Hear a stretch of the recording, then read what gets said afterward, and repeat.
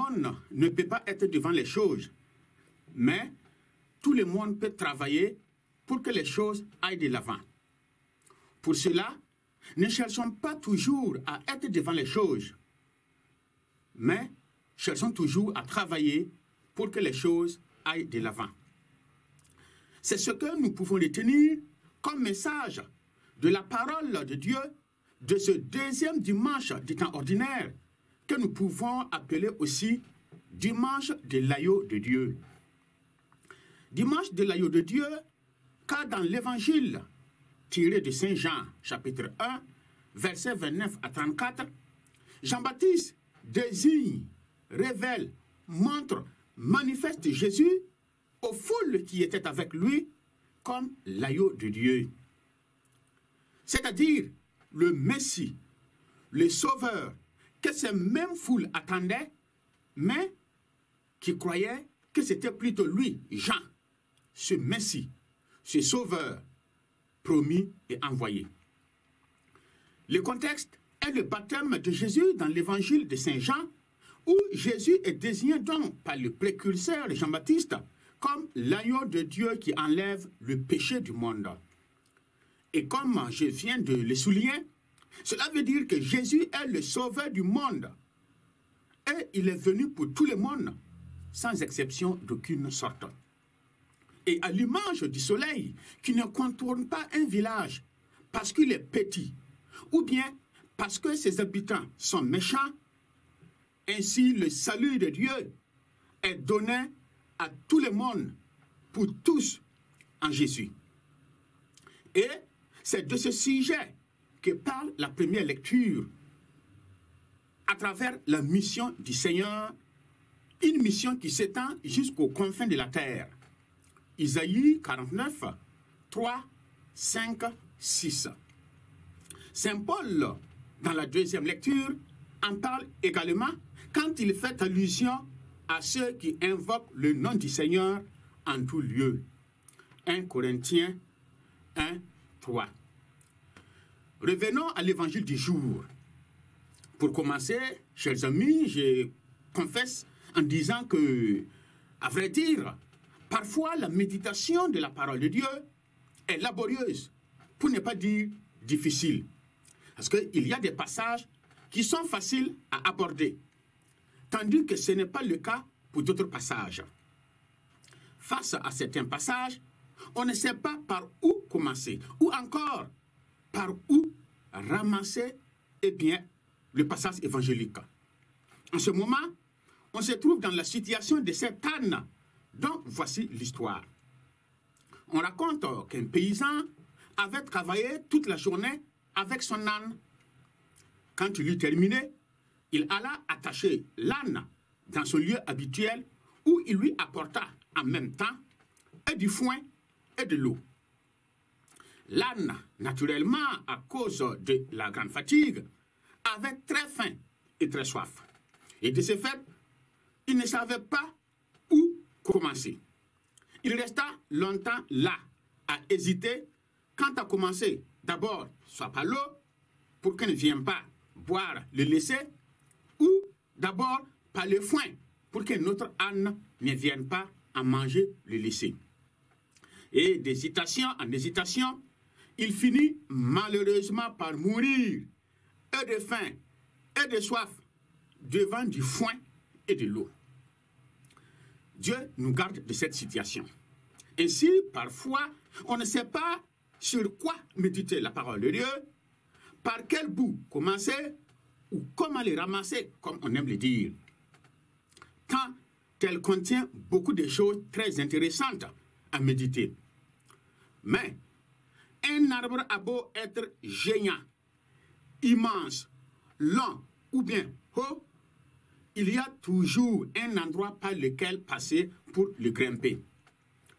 De ce fait, portons notre méditation sur un aspect du comportement de Jean-Baptiste pour méditer l'évangile, quand bien même au fond, le passage évangélique soumis à notre méditation porte sur Jésus, que Jean-Baptiste révèle à ceux qui étaient avec lui comme l'agneau de Dieu qui enlève le péché du monde, c'est-à-dire comme Messie, Sauveur, promis et envoyé. L'évangile commence en ces termes. En ce temps-là, voyant Jésus venir vers lui, Jean le Baptiste déclara. Nous connaissons qui est Jean le Baptiste. C'est le dernier des prophètes de l'Ancien Testament.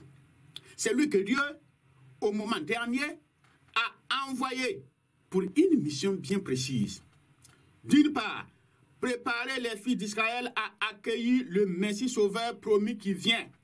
Et d'autre part, révéler la présence de ce même sauveur au milieu de son peuple. Car le sauveur était né. Il était venu. Il était là. Mais il n'était pas encore connu. Il appartenait donc à Jean de le révéler aux gens. Un prophète pouvait bien préparer la venue du sauveur. Et l'autre prophète révéler la présence de ce même sauveur. Mais Dieu, dans sa volonté souveraine, a confié les deux missions à Jean-Baptiste qui s'en est acquitté avec humilité.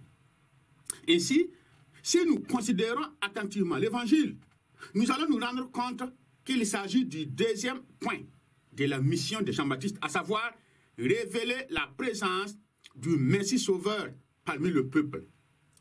En ce temps-là, voyant Jésus venir vers lui, Jean le Baptiste déclara, « Voici l'agneau de Dieu qui enlève le péché du monde. » On pourrait dire que Jean-Baptiste a fait son travail, ce qui est vrai.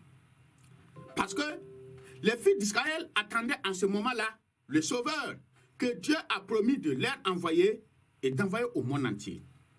Ils l'attendaient de tout leur cœur parce qu'ils vivaient une période très difficile marquée par la domination des Romains.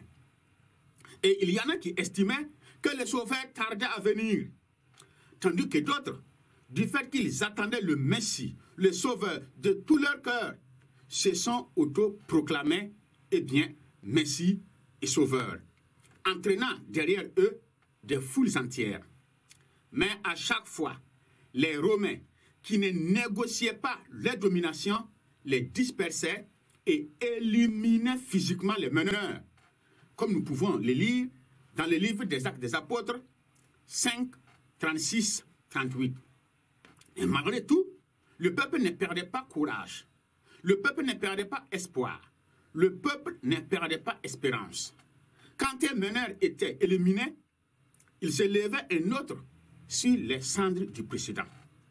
Voilà pourquoi, lorsque Jean-Baptiste a fait son apparition et que les gens ont vu son style de vie, entendaient ses propos, considéraient son comportement, beaucoup pensaient qu'il était le Messie. Cette fois-ci, il n'y avait pas de doute, ça y est, le Messie, le Sauveur est là. Et ils avaient les raisons. Jean-Baptiste avait un style de vie très étrange. Il s'était retiré au désert. Il portait un vêtement en peau de chameau et une ceinture en cuir autour des reins, se nourrissant de sauterelles et de miel sauvage. Et son message pénétrait les cœurs et les esprits, interpellait les consciences, remettait en question les habitudes et suscitait des conversions. C'est à ce point que, selon les témoignages de Matthieu, tout Jérusalem, les contrées de Juda et du Jourdain venaient à lui. En outre, on sait que le roi Hérode écoutait volontiers Jean-Baptiste. Et cela veut dire que le roi Hérode abandonnait son palais somptueux, se rendait au désert du Jourdain pour écouter Jean-Baptiste, quand bien même il lui reprochait son mauvais comportement. Car Jean-Baptiste lui avait dit qu'il ne pouvait pas prendre Hérodiade, la femme de son frère Philippe, pour en faire son épouse. Posons-nous la question, même si cela n'est pas dit clairement, où et comment Jean-Baptiste pouvait adresser ses propos à Hérode? Au désert. Alors, même Hérode, malgré son rang, sa cruauté, se rendait auprès de Jean-Baptiste au désert pour l'écouter. Ainsi, tout le peuple dans son ensemble, les citoyens lambda, les simples citoyens, les chefs du peuple, les soldats et même les chefs, les empereurs, les rois, venaient tous à Jean au désert, car beaucoup pensaient que Jean-Baptiste était le sauveur. Ainsi que nous le lisons dans l'évangile de Luc. Comme le peuple était en attente du Seigneur, beaucoup se demandaient si Jean n'était pas celui qui devait venir.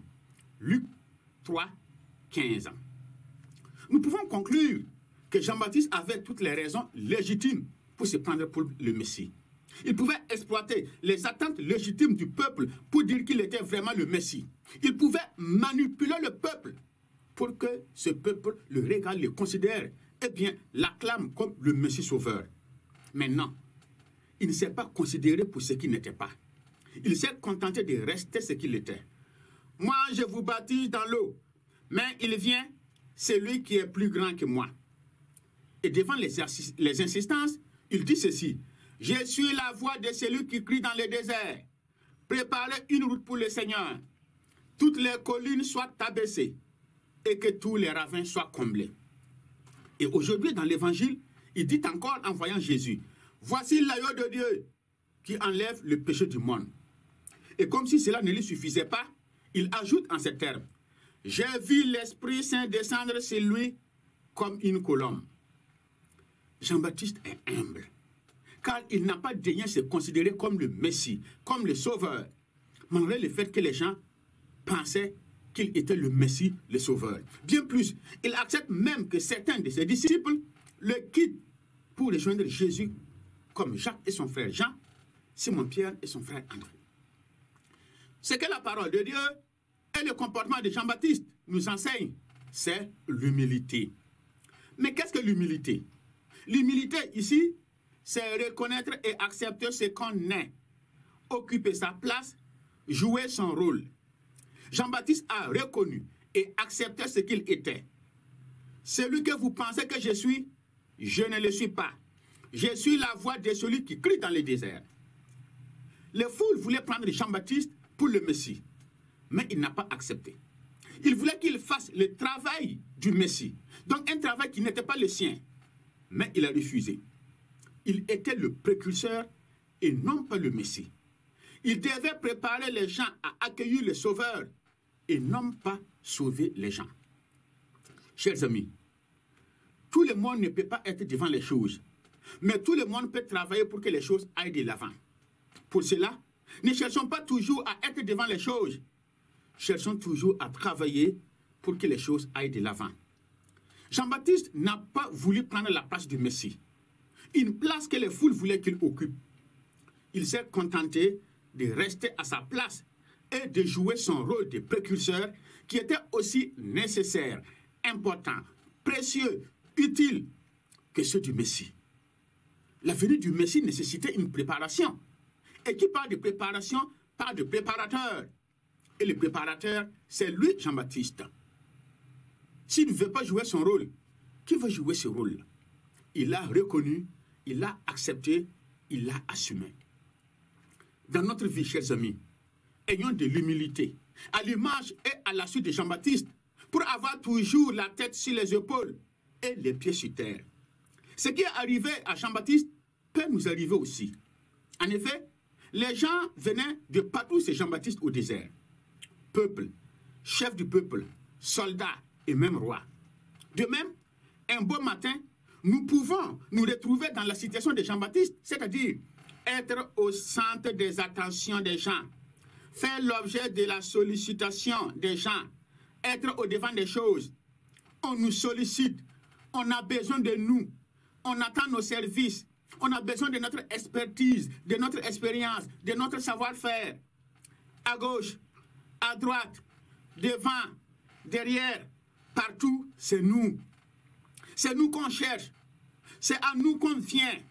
C'est de nous que l'on parle, estimant que telle place nous revient, que nous sommes l'homme de la situation. Bref, c'est nous le Messie, le Sauveur. Ce n'est pas mauvais en soi. C'est même quelque chose de bien.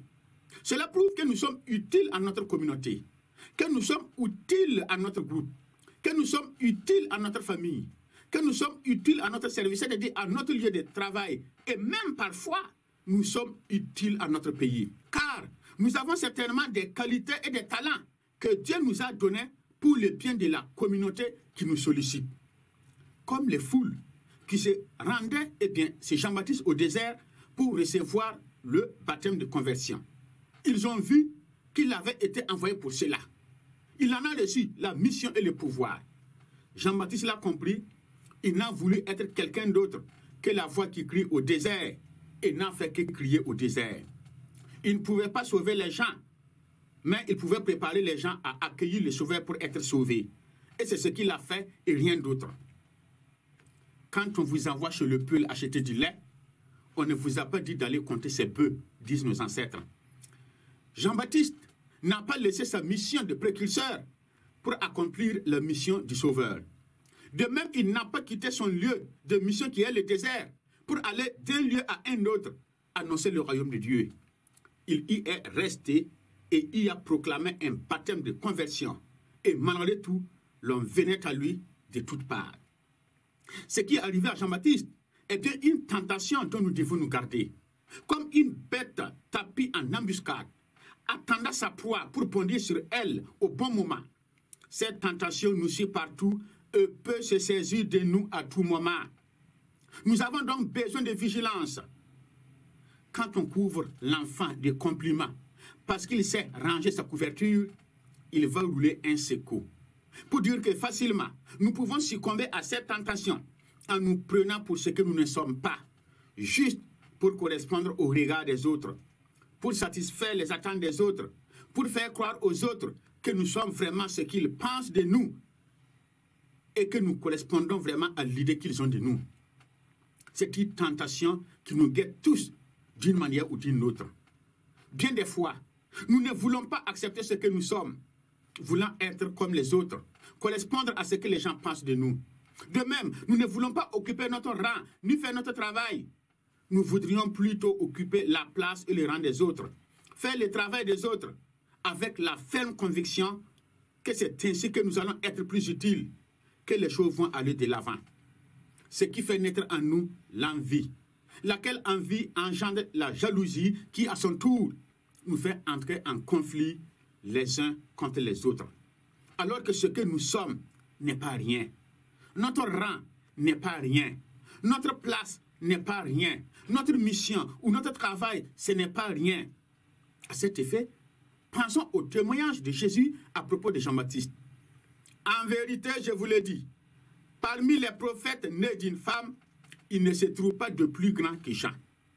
Pourtant, Jean vivait au désert, portait un vêtement en poil de chameau, une ceinture de cuir autour des reins, se nourrissant de sauterelles et de miel sauvage. Comment un tel style de vie mené au désert peut-il attirer les gens de toutes les couches sociales? Sachant que parfois, il en est de même pour nous. Oui, parfois nous occupons un bon rang qui suscite l'envie des autres, un bon poste qui provoque leur admiration au point qu'ils veulent notre place. Parfois, notre travail rend de précieux services aux gens, mais hélas, nous ne le savons pas. Nous pensons que nous ne sommes pas à notre place ou que le travail que nous faisons n'est pas digne de nous. Conséquence, nous cherchons vaille que vaille à faire autre chose, à être un peu plus au devant. Chers amis, tout le monde ne peut pas être devant les choses, mais tout le monde peut travailler pour que les choses aillent de l'avant. Ne cherchons donc pas toujours à être devant les choses, mais cherchons plutôt à travailler pour que les choses aillent de l'avant. Acceptons ce que nous sommes, occupons notre place, jouons notre rôle, faisons notre travail avec joie et humilité. Ainsi, nous ne permettrons pas aux sollicitations des gens, ni à leurs appréciations, ni aux idées que les gens ont de nous, nous détourner de notre mission. C'est ce que le comportement de Jean-Baptiste nous enseigne aujourd'hui. Il est venu, il a occupé sa place, il a joué son rôle, il a fait son travail de précurseur. Ce qui a permis à Jésus de bien accomplir à son tour sa noble mission de sauveur. Puisse la prière de la bienheureuse Vierge Marie, la maître humble de l'agneau de Dieu, nous assister toujours pour nous aider à accepter ce que nous sommes. Accepter ce que nous sommes pour faire notre travail pour jouer notre rôle pour faire avancer le règne de Dieu dans l'Église et dans le monde pour la gloire de Dieu et le salut des hommes. Amen.